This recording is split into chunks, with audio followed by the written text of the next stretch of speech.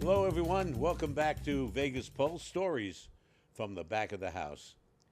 My first guest was Doug Jablin. Well, he's back. Doug is a journalist, a documentary maker, a filmmaker, and so much more.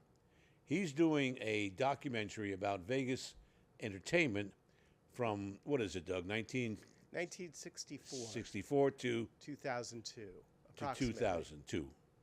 Why 2002? because that was the time period where Vegas shifted into what we like to Okay. consider the modern era. It's not the day the music died, right? No, not that's at all. just it went to the modern era. Well, I think it shifted even after 2002. Oh yeah, it continued, There was another shift in the 20 teens. but that was a big shift during that period of time Yeah. that continued on. We're going to do something different this week. He's going to ask me questions, so I'm going to turn it over to Doug here in just a second about those days where everybody wants to hear the stories. Now, let me add a caveat to this. Some of the stories could be slightly exaggerated, so we'll just leave it at that. Doug, what do you got for me today? We have not rehearsed. No, You have not told me the questions, no.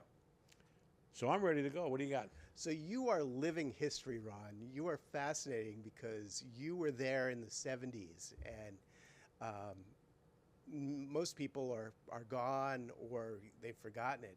But you've got a great memory, and you can tell the stories about that era where Vegas was still the Wild Wild West, No doubt.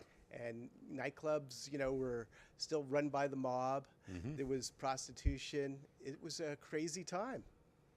It was a crazy time, but it was wild and it was open and it was free. Not free financially, free like the First Amendment free, whatever. Even though prostitution was illegal, except out in Nye County and some Story County and some of the other counties, which is a big source of revenue. If you want to talk about Sherry's Ranch, Chuck Lee, who was the homicide detective from the Metro, when he retired, I guess they make a lot of money. He bought Sherry's Ranch. And there's stories about that as well out in Pahrump. But here in Las Vegas, it wasn't enforced. It was part of the allure of the town. They were everywhere, up and down the strip. One sheriff would come in, and he'd get a little stringent, and he would restrict, get off the strip, get off the sidewalk rather, and get in the building. Well, the 70s then the were hotels still didn't want the them era of inside. Ralph Lamb. Ralph Lamb was open. So was his successor. I believe his name was John McIntyre. That's probably wrong, but it started with Okay. an M. I've forgotten. And he came in, and he was even more liberal than Lamb. Lamb would have done anything if you voted for him or you contributed to his ad campaign. He was always on your side. I think I told you last show, we got badges if we put $500. Maybe I didn't.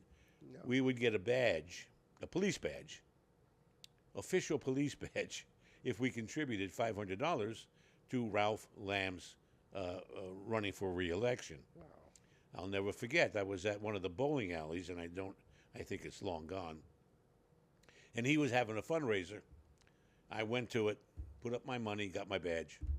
And that badge got me into the Muhammad Ali Leon Spinks fight, the one he lost. Lost So the you championship. didn't have to pay for tickets. I didn't have to pay for anything. Once you had that badge, movie theaters, no tickets for any of the shows. It was all on the house. Everything was comped because I supported the sheriff. McIntyre came in with the same thing. We supported the sheriff. He did a marvelous job, except all the complaints was that all the ladies of the evening were crowding the streets, and people were being bothered, tourists who'd walk by and they'd be solicited. So that wasn't good. And that began to happen. So the next sheriff that came in, he cleaned it all up. In came the badges. They recalled the badges. All the girls were kicked off the street corners. The best one was Flamingo and Las Vegas Boulevard, right there in front of Dre's, Yeah. which is now going to be the Cromwell, which is now going to be a Vanderpump Hotel. You're familiar with that. Sure. But most of the girls, when they got kicked off the street, you could still find them on Boulder Highway, but, you know, ugh, you know, we don't want to go there. Went to the strip clubs in it was in the 90s. I'm already into the 90s where I was involved with marketing the Olympic Garden Strip Club, which is now the Spearmint Rhinoceros, Spirit Rhino. Right on the strip. The strip starts here. Peppermint slogan. Hippo. That's it, Peppermint Hippo. That's where the Olympic Gardens was. Now, the story there is we got sued. He got sued. His name was, I'll think of it in a minute. I had it a second ago. Iliadis. And he owned Yellow Cab and Checker Cab and also the Olympic Garden. But we had to get the word Olympic out of there because the U.S. Olympic Committee sent a cease and desist. It was called the Olympic Gardens because it was a restaurant first. And then it became a strip club. Oh. But because it was a restaurant, it had a gaming license. No strip clubs have gaming licenses. They don't go together. But this was a restaurant first, so it was grandfathered in. Yeah, that's the workaround. Yeah, he used to tell me that he gets all his money back. Pete Iliadis, he gets all his money back. I said, how does that happen, Pete? He said, well, the girls, first of all, there was a $45 tip in. You know what that is? No. They paid to be on stage. They bought their stage time. Oh. $45 tip in. There was a percentage of what they made that went to the house. They got the rest, which was substantial. They make tips. But they would gamble it away after their shift, or they would drink it away after their shift. Mm-hmm. And that is how he got his money back. They never left the building. We got to take a break right now. I hope you enjoyed that story. We'll be back on Vegas Pulse, Stories from the Back of the House with Doug Jablin and me, your host, Ron Garrett. Be right back.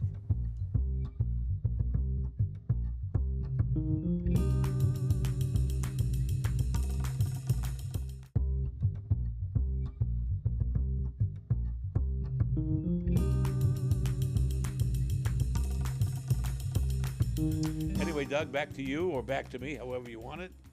Hit me with another one. Okay, so let's continue with that idea about the illicit activities of the nightclubs. Okay. Dealing with prostitution and drugs, and we know that there's the money laundering. That's obvious, but we don't know about the other things involved. Well, money laundering comes in many forms. Money laundering is mostly if you take something off the top, the skim, you not have to launder it. It's already disappeared.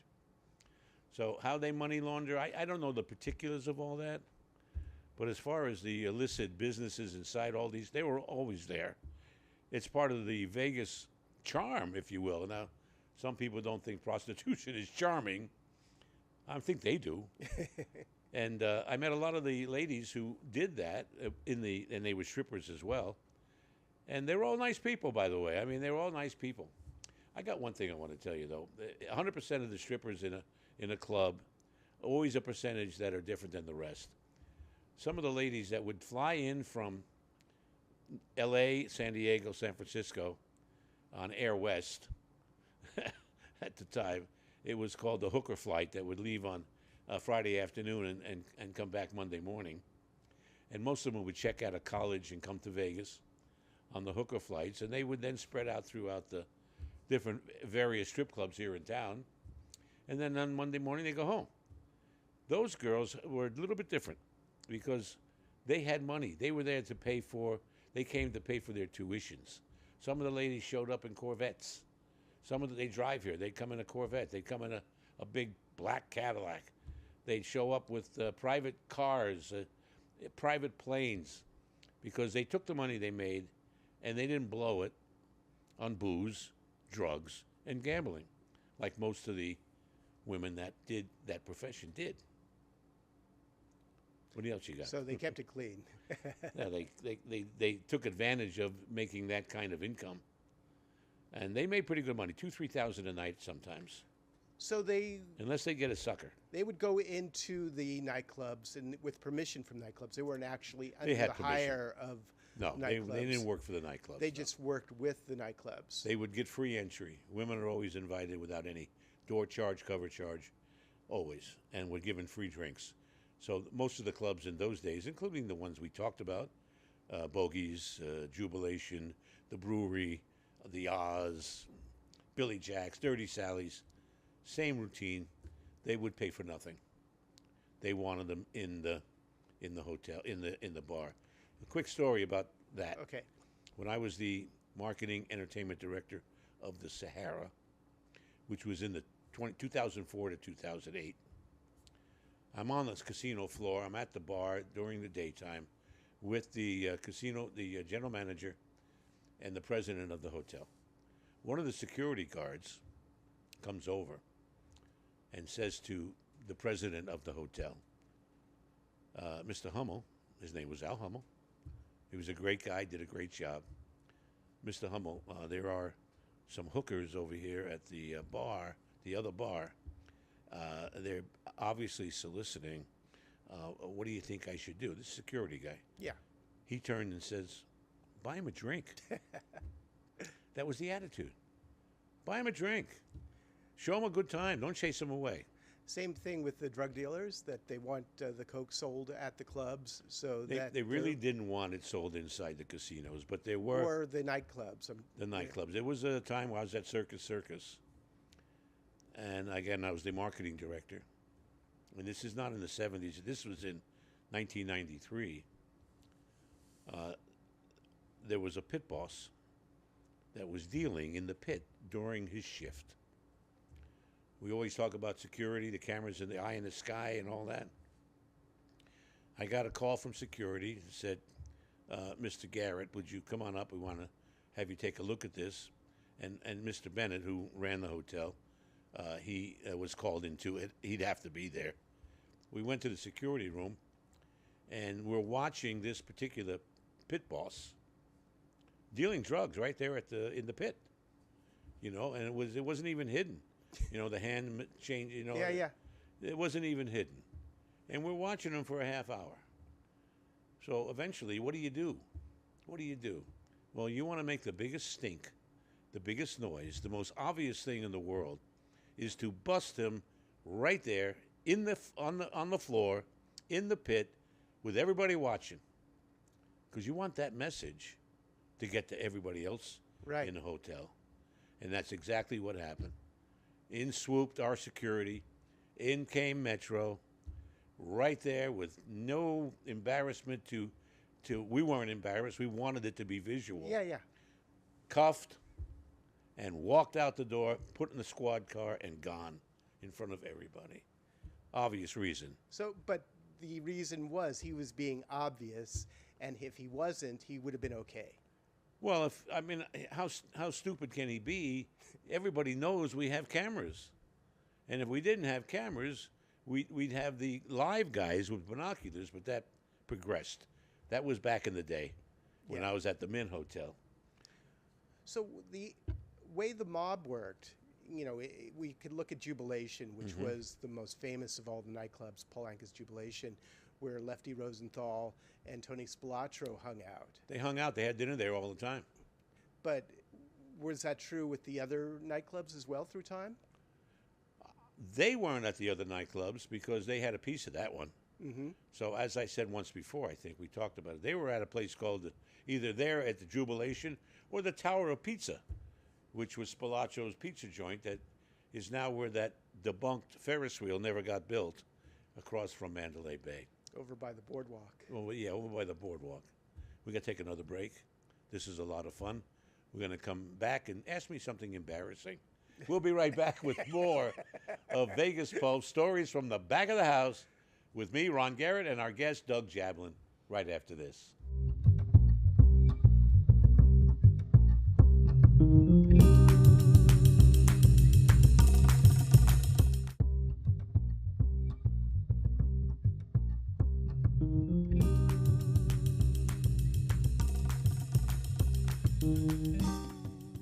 And we're back on Vegas Pulse stories from the back of the house.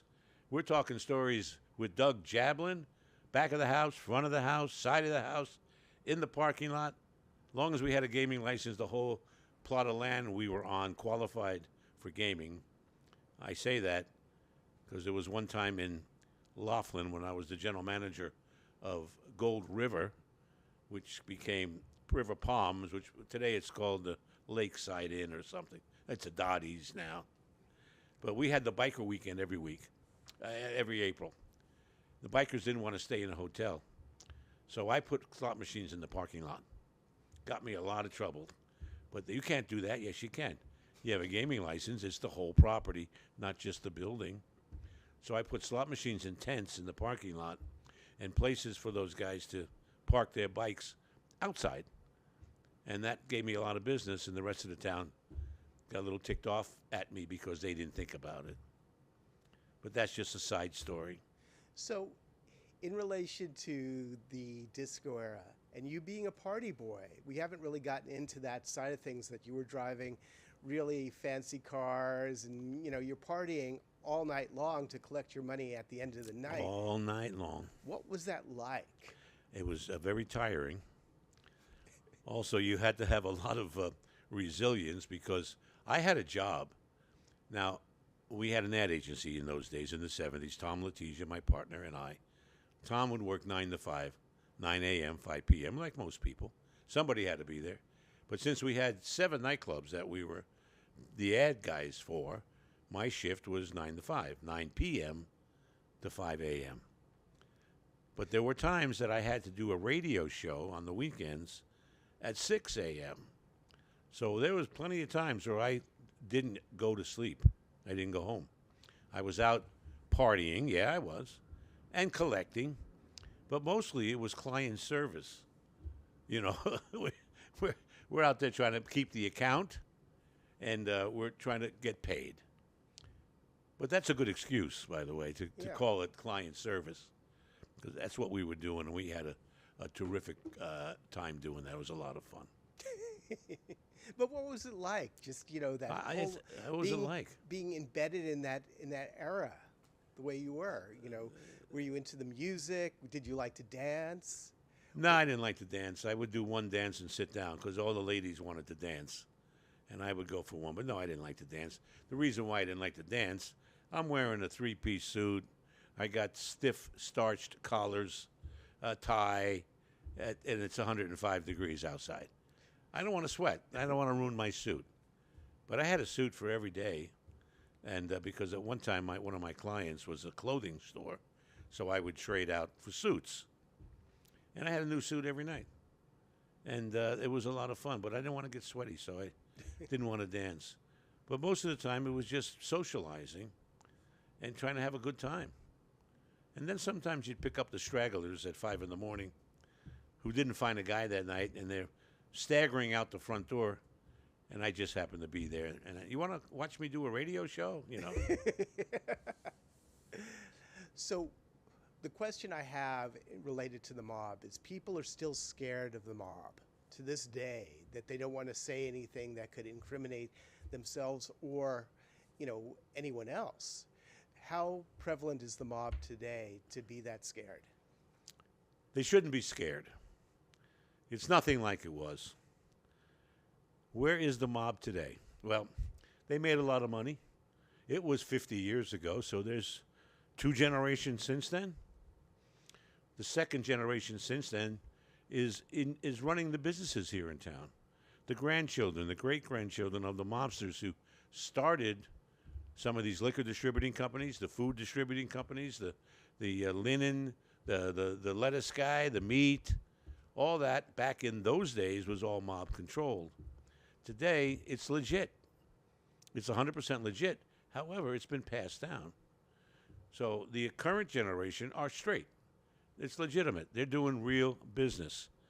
But the roots are back in those days. And it's just one generation after the other. Italian mob guys always took care of their families. Always.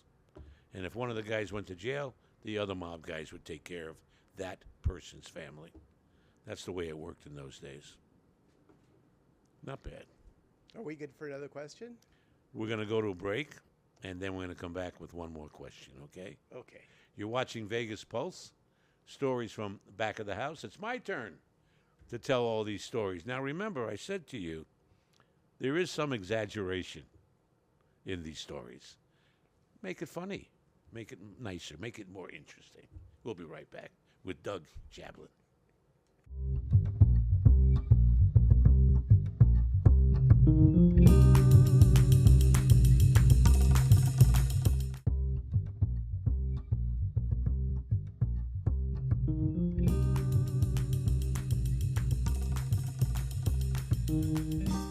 We're talking with Doug Jablin.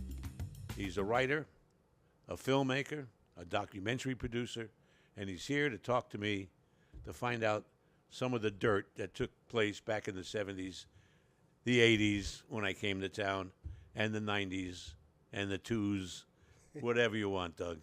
So yeah, let's jump forward to the 80s, and the big clubs were Botany's, Tramps, Mr. G's, TGI Fridays. And what was that like, that shift? Well, TGI Fridays was more restaurant than nightclub.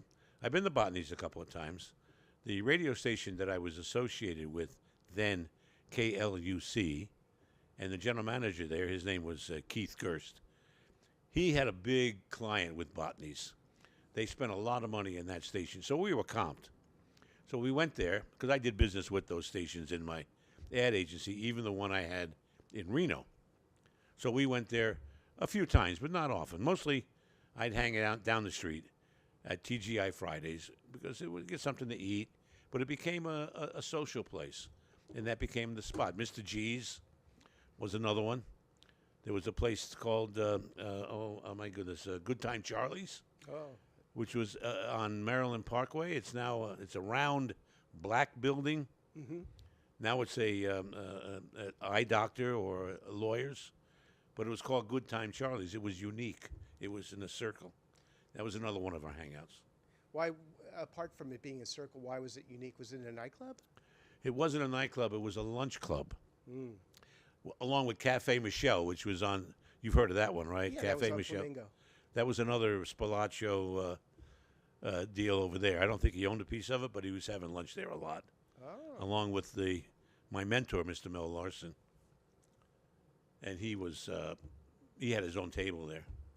We're running out of time. You have a Not final too bad. question you'd like to? There's so many questions I have. We'll have to bring you back again. I guess so. It's really tough to, have only a few minutes to be able to talk, and you've got so much to say. Well, I got 54 years to say here. That's pretty much. But going back to Spilotro owning Cafe Michelle, how long? No, he didn't own a piece. He hung out there. He didn't own Oh, okay. He So hung he out just there. had friends. it. We always stayed outside.